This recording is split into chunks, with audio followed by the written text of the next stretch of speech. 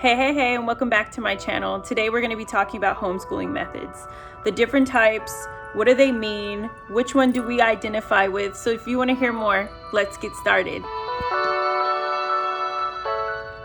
All right, so I've noticed the last week I actually posted up some videos about curriculums, what we're going to be doing in the fall, what we've done in the past, and even doing flip throughs through different things. And I've mentioned some terminology that maybe for a new homeschooling mom or dad, this sounds like we're talking and you're on uncharted territory and I'm just saying a bunch of gibberish when it comes to like Charlotte Mason, homeschool, unschool, all those things. So I wanted to take some time to like really explain what those different methods are. I wanted to kind of give you just like the primary like 4 or 5 of them that are the most common and used in homeschooling at this time. And so we're just going to jump and dive right in. So the first one that I am familiar with in most homeschooling when you decide to want to homeschool is classical or traditional homeschooling. And that's when you've decided that basically you're just taking the classroom and you're bringing it home. And you are taking as the mom or dad the traditional role of the teacher. And so everything's kind of still the same. You've made your classroom very similar to what it would be in a traditional classroom. You may have time blocks for the day for what you guys are going to do for the day. And your curriculum is very just your basics like math, English, science, history, and you just buy your one curriculum and you focus on that one curriculum and that's what you do for the day. There's not a bunch of like changes or anything. It's just very simple.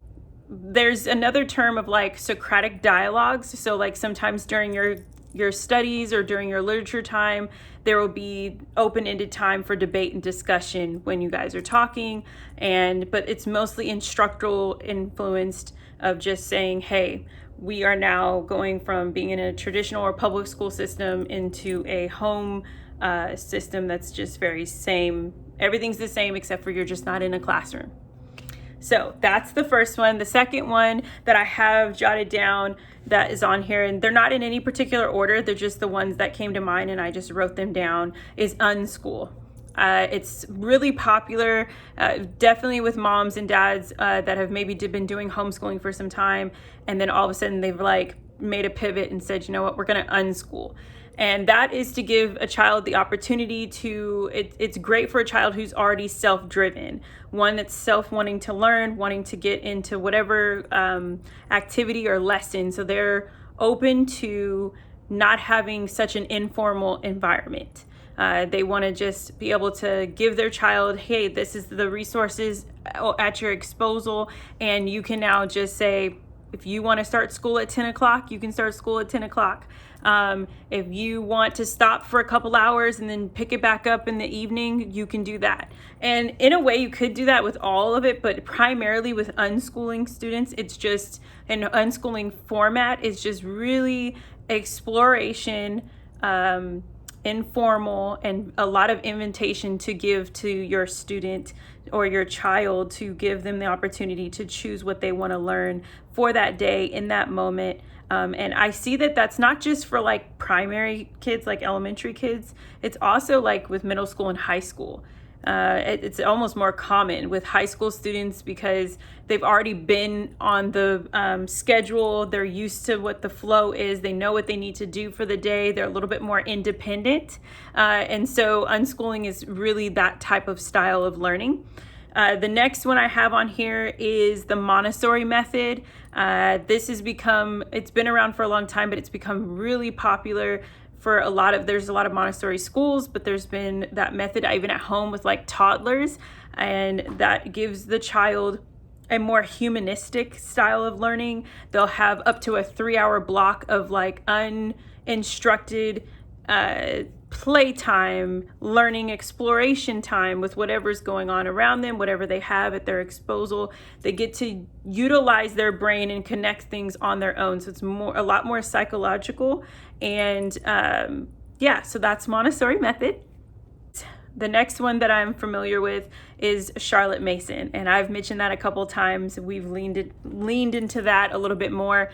Charlotte Mason was an educator, I believe in the 1800s, and she was based in not here, but overseas, across the pond. And her philosophy was Christian-based, heavily influenced literature learning, and giving your child the resources to look at high quality literature, heavy word dictation, and I have on here just a couple of notes of all the things, but it invites the child to have nature walks and journaling and unit studies that you can build around whatever you're studying at the time. Excuse me. And this has been really encouraged with primary kids, like kindergarten or pre-K all the way to like 5th grade. Just allowing them to just use everything at their exposure to learn, everything they see outside, how things grow. And so yes, that is a very rich home education. That's the Charlotte Mason method in a nutshell. The next one I have on here is a secular homeschool. I didn't go into it too much. From what I've understood of it, it's just you having access to maybe traditional, unschool, and like classical, and even Montessori that doesn't have any religious affiliation. And the last one I wanted to share, which is eclectic education. And eclectic education also is, I don't hear the word that often, but it's actually pretty popular. And it was new to me, but it makes total sense now.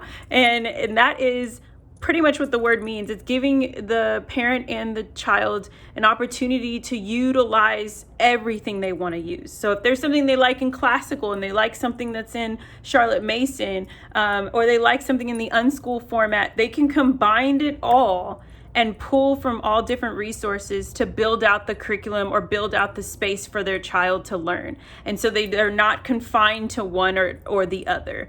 And if you can't tell already, that is truly what we identify as, is eclectic education is what happens in our home.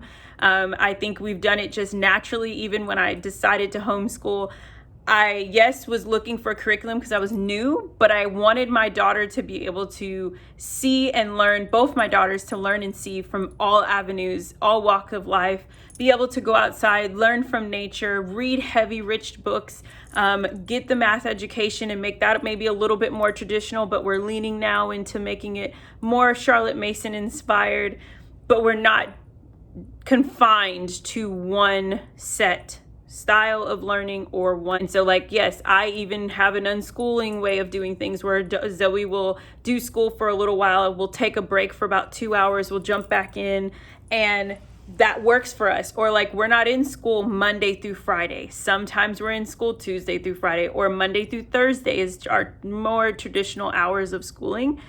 But if we have doctor's appointments or we have other things going on, I will easily move a school day to a Saturday morning. And so I hope this was educational for you, informative. I hope that it makes it more clear as to what are the different methods, why they are separated, what they mean, and also encourage to explore them for yourself. Take the time, learn. I'll leave a link below for all the different homeschooling methods so you can review them. You can take some time as you're making your decisions. And until the next time, give this video a thumbs up if you enjoyed it. Hit that subscribe button, share it with a friend, and I'll see you on the next video.